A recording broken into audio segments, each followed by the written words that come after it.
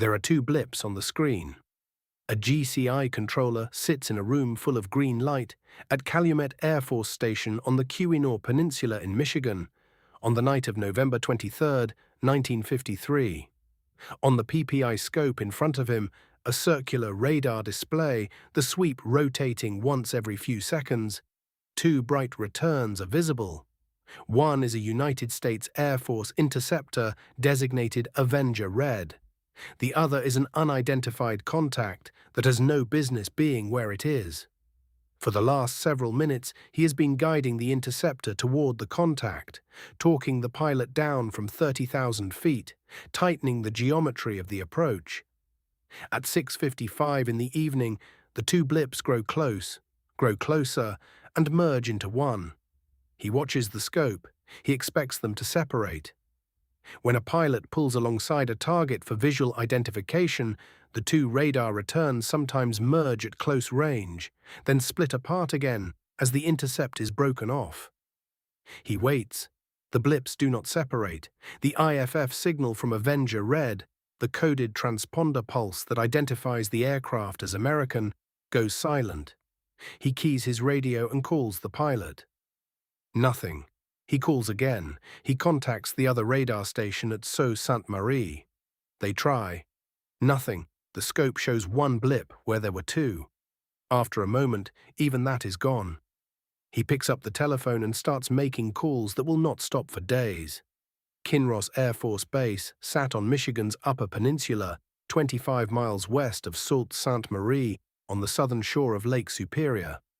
By November of 1953, it had been operational as a satellite station of Truax Air Force Base in Madison, Wisconsin, for less than a year. Both bases fell under the 30th Air Division, an organization formed in February of that year with a single purpose: defend the upper Great Lakes from Soviet air incursion. The Cold War that surrounded that mission was not abstract in 1953. The Soviets had tested their first atomic weapon 4 years earlier and had a delivery system. American planners operated from the assumption that Soviet long-range bombers might attempt a polar route over the Canadian Shield and down through the Great Lakes corridor. The radar stations and interceptor bases strung along that approach were not ceremonial. The men who worked them understood what they were for. The aircraft assigned to the mission was the Northrop F-89C Scorpion, a two-seat all-weather jet interceptor, the first American jet fighter designed from the beginning to carry radar and operate at night and in poor weather. It was not a graceful machine. Heavy, loud, sitting low on tricycle gear with twin engines buried in the wing roots, and a cockpit large enough for a pilot forward and a radar operator behind. The C variant was capable of roughly 600 miles per hour at altitude. On paper, it was adequate to the mission. In practice, the F-89 had been plagued by structural problems that forced a fleet-wide grounding in late 1952. By November of 1953, Air Defense Command had cleared fewer than 40 of the aircraft to stand operational alert. Kinross that November was holding on with a reduced force. The base's permanent interceptor unit had departed for gunnery training in Arizona and would not return until December. A detachment of the 433rd Fighter Interceptor Squadron had been sent up from Truax to hold the alert, working two bases simultaneously. These men from Madison were on temporary assignment. They were holding a post that was not their home. Felix Eugene Moncla Jr. was 27 years old. He had been born on October 21, 1926, in Mansoura, Louisiana, to a schoolteacher father and a seamstress mother. The family later moved to Moreauville, Louisiana, a small town in Avoyelles Parish where Felix grew up. He was an athlete, popular in high school, voted prom king, good enough at football to earn a scholarship to Southwest Louisiana Institute in Lafayette, where he played and eventually took a Bachelor of Science degree. He enlisted after graduation, served in the occupation of Japan following the Second World War, came home and enrolled at the University of New Orleans to study medicine. The Korean War ended that plan. He re-enlisted in 1950, this time as an Air Force pilot trainee, and turned out to be good at it. He met and married Bobby Jean Coleman during basic training at Waco. He converted to the F-89 at Tyndall Air Force Base in Florida, where their first child, a son, was born. In July of 1952, the family moved to Madison. Their daughter was born there in June of 1953. 5 months before her father disappeared, Moncla held over 800 flight hours.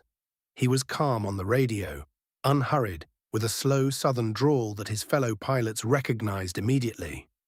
He was 27, he had a young family, and he was looking forward to leaving the Air Force and going back to school. Robert L. Wilson was Moncla's radar operator that night. He was from Ponca City, Oklahoma, quiet, reserved, and by the account of men who served alongside him, serious about his work. He was in the early stages of his career as a radar observer, still building his hours, still learning the particular skill of reading a moving scope in cloud and darkness from the back seat of a jet doing several hundred miles per hour over open water. He sat in the rear seat because radar observation required a specialist, and that night Wilson was the specialist on duty.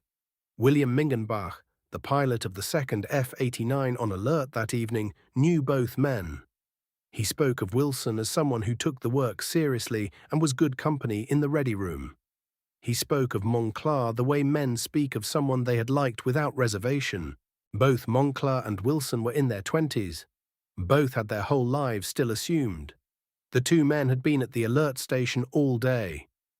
Aircraft checks in the morning, a routine scramble in the late morning that returned without incident. Then the particular boredom of alert duty, stretching into the November evening until the klaxon sounded. The unidentified contact appeared on the radar scope at Calumet Air Force Station at 6:17 in the evening.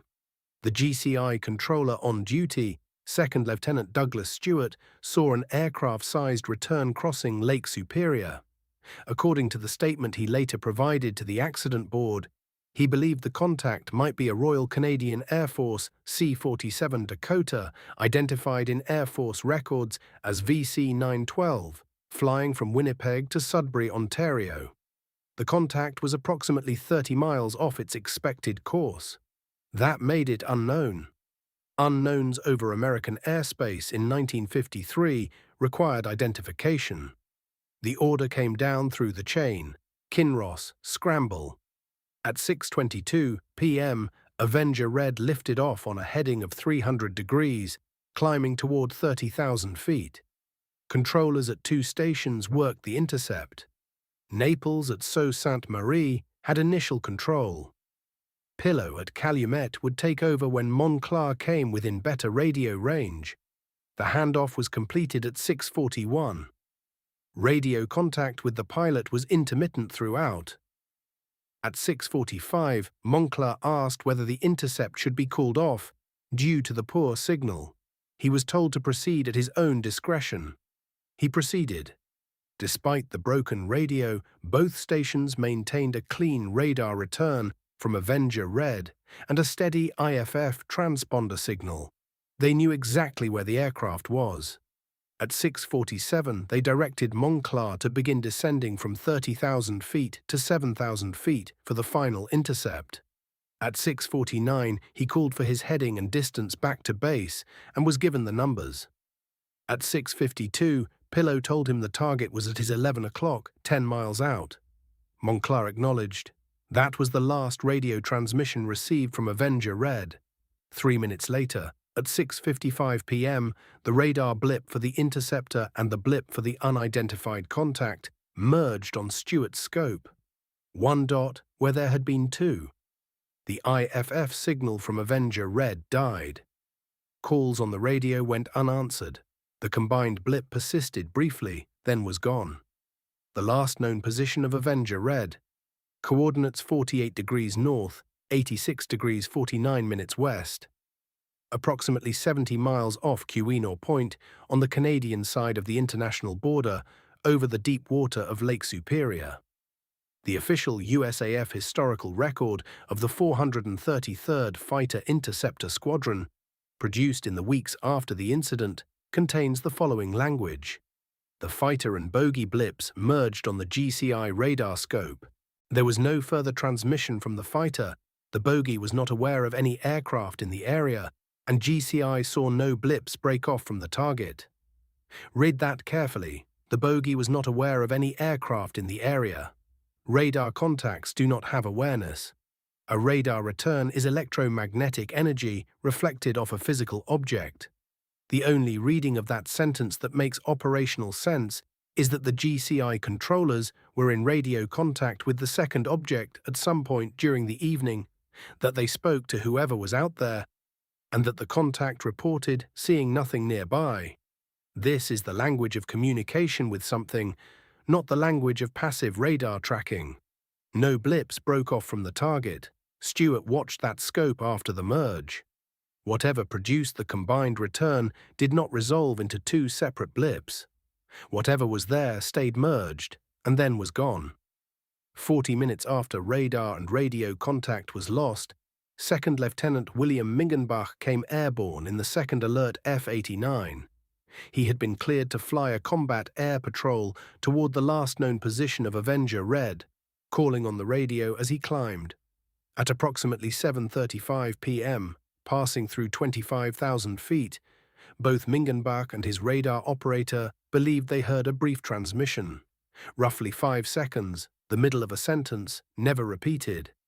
Mingenbach told the accident board he recognized the voice. The slow, unhurried southern drawl, Moncla's voice. The words were unclear, but the fragment appeared to contain the phrase, "We had better." Mingenbach submitted this testimony to the Accident Investigation Board. It is part of the official record. Vertigo, as a cause of death, does not produce a transmission 40 minutes after a crash. Neither does a lake impact. Neither explanation addresses what Mingenbach heard. The Air Force documented all of this. It never explained it. The search for Avenger Red began that night. Because the last known position was in Canadian airspace, the operation was placed primarily under Royal Canadian Air Force direction. The United States Air Force, the RCAF, and the United States Coast Guard all participated. The search covered approximately 30,000 square miles of open water and shoreline. Weather was against them. Heavy snow, cloud from 3,000 feet up, the surface of the lake disturbed by the same cold front that had been moving east all evening. The search found nothing.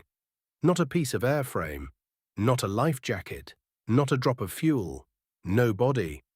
Lake Superior is the largest of the Great Lakes by surface area and the coldest by nature.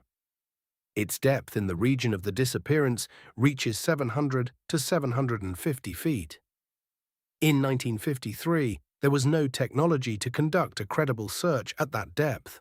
The complete absence of surface debris, of oil, foam, materials that routinely float after a high-speed water impact, troubled the search crews and the analysts who later reviewed their reports. It was consistent with certain scenarios. It was also consistent with almost nothing that had ever happened before. The search was called off with nothing found. Moncla and Wilson were officially listed as dead. A memorial marker for Felix Moncla was placed in Sacred Heart Cemetery in Moroville, Louisiana. It stands beneath the live oaks and Spanish moss of the parish where he grew up, where his father taught school and everyone knew the family. There is no grave beneath the marker. Robert Wilson has no memorial in the publicly documented record at all. He was in the rear seat, he did his job, and he disappeared along with the man in the front. That is, in its way, an additional erasure, not deliberate, just the ordinary indifference of history toward the person whose name appears second on the report. Within weeks of the disappearance, the Air Force offered its official account. It had two components. The first, the unidentified radar contact, was a Royal Canadian Air Force C-47 Dakota aircraft VC-912 flying from Winnipeg to Sudbury, roughly 30 miles off course.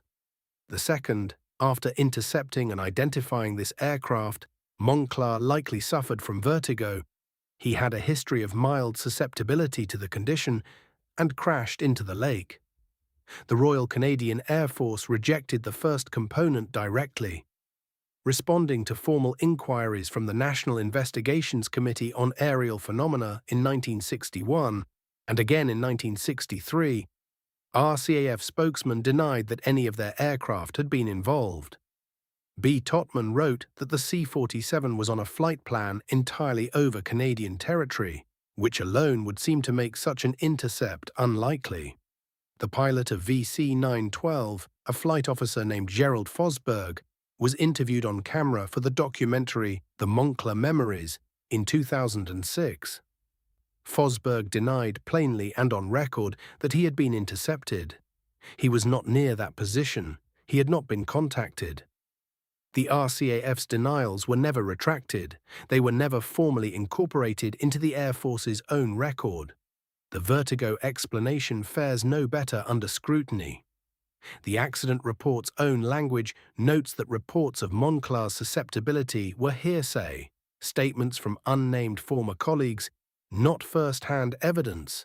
The USAF's own findings and conclusions do not list pilot vertigo as a cause or possible cause of the accident.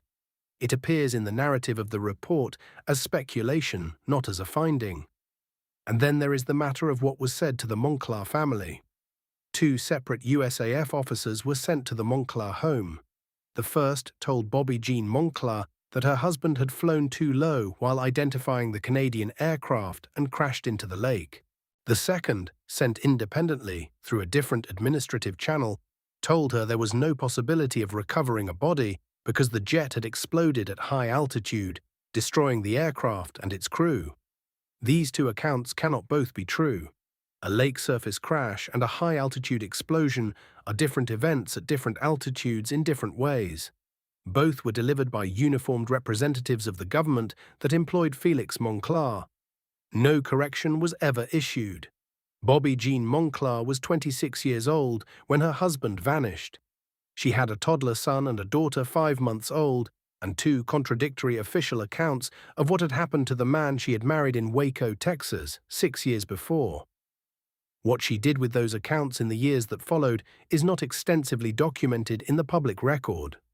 What is documented is the family's immediate experience, preserved in letters that a Moncla relative sent to Major Donald Keyhoe in the mid-1950s.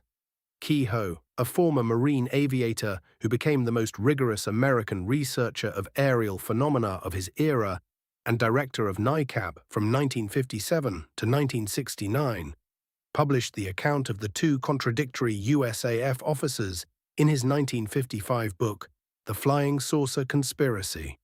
It remains one of the few documented first-hand records of the family's experience. The pilot's father died in 1957. Yvonne, his mother, died in 1961.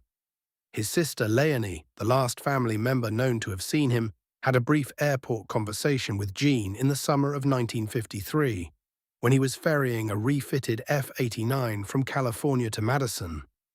He was alive and well and planning a life after the Air Force.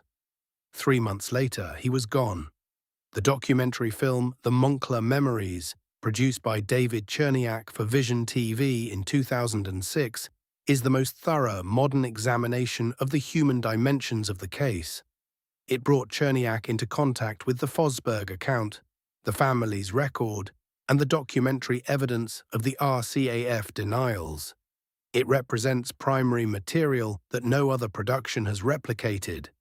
The daughter born in Madison in June of 1953 grew up knowing her father only through photographs and other people's memories.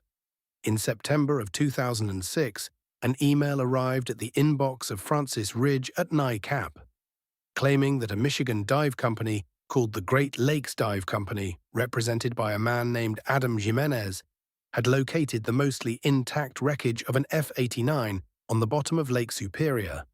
Using towed side-scan sonar, the company said they had found the aircraft in the summer of 2005 in the approximate area of the disappearance. The claim moved rapidly through UFO research communities. The dive company established a website, published 2 crude images described as sonar scans of the wreckage, and added detail as attention grew. They had also found a metallic disc near the main wreckage, they said, which was emitting radiation that interfered with their sonar equipment, and the Canadian government was blocking their access to the site. James Carrion, then director of the Mutual UFO Network, investigated. He found no company registered in Michigan under the name Great Lakes Dive Company. No one in the Great Lakes shipwreck salvage community had heard of Adam Jimenez or of this company. The Canadian government denied blocking anyone's access and reported no record of any contact with the company. The original email to Francis Ridge had contained a fabricated Associated Press wire story that had never been released. The website went offline. Jimenez stopped responding to his phone and email. No one was ever identified. The 2006 hoax matters here not because it advanced understanding of the disappearance, but because of what it reveals about the case's particular gravity. 53 years after the incident, someone built an elaborate false claim. Fake company, fake website, fake sonar imagery, fabricated press documents, specifically targeting people who had spent years researching what happened over Lake Superior on November 23, 1953. The case had not faded, the question had not been answered, and wherever a long unanswered question lives, there will be people willing to supply false answers. The documented record, the USAF accident report, the RCAF denials, the Mingenbach testimony, the contradictory accounts delivered to the family, was produced by institutions, not by enthusiasts seeking attention. The hoax is the thing that looked like evidence and was not. The official record is the thing that raises genuine questions and provides none of the answers. Here is what the documented record establishes. On November 23, 1953, at 6:55 in the evening, two radar blips merged into one on a GCI scope at Calumet Air Force Station. One was an American F-89C interceptor carrying two men. The other was an unidentified contact. The merged return disappeared. Radio contact was never re-established with the aircraft. No wreckage, debris, personal effects, or remains were ever recovered, despite a search covering approximately 30,000 square miles. The USAF's own accident record uses language implying radio contact with the second contact, and then offers no further explanation of what that contact was. The RCAF denied involvement twice in writing.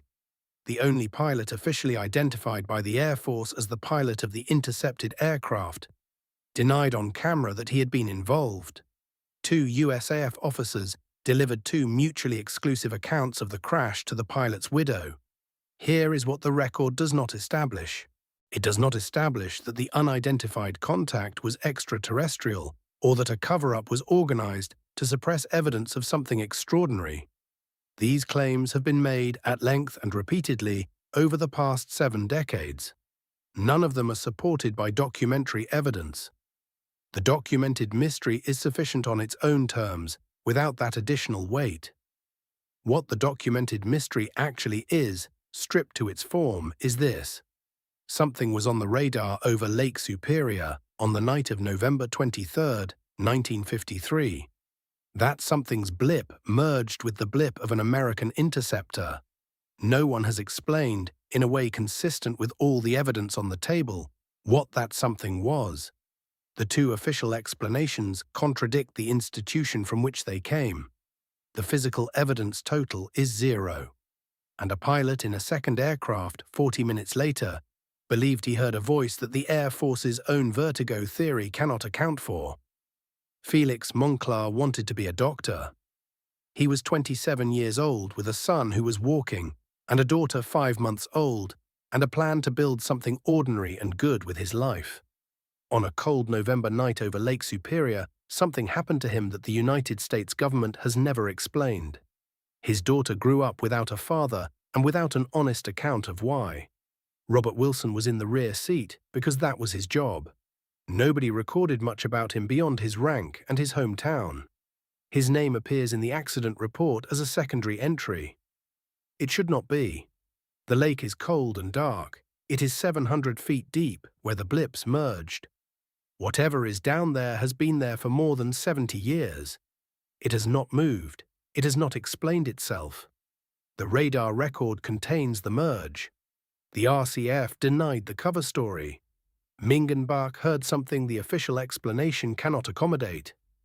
The family received 2 different stories and no correction. That is all we know. It is not enough. It will have to do. There is a phrase in the Air Force's own operational record that belongs to no narrative the popular accounts have built around this case. The GCI controllers, describing the incident in the days afterward, wrote that the unidentified contact was not aware of any aircraft in the area. Radar contacts do not have awareness. If the controllers wrote that the bogey was not aware of a nearby aircraft, they meant that someone associated with that return had been spoken to, and had said so. Someone was on the radio. Someone answered. The Air Force has had more than 70 years to address this. Felix Moncla's memorial stands in Moroville, Louisiana. Sacred Heart Cemetery in the parish where he grew up, where he played football in the heat and everyone knew his family. The marker is there, the grave is not. Somewhere in Lake Superior, in water so cold and dark that it preserves what it takes, or somewhere that radar no longer reaches, the answer to the Kinross incident remains exactly where it fell on the night of November 23rd, 1953. We have not found it yet.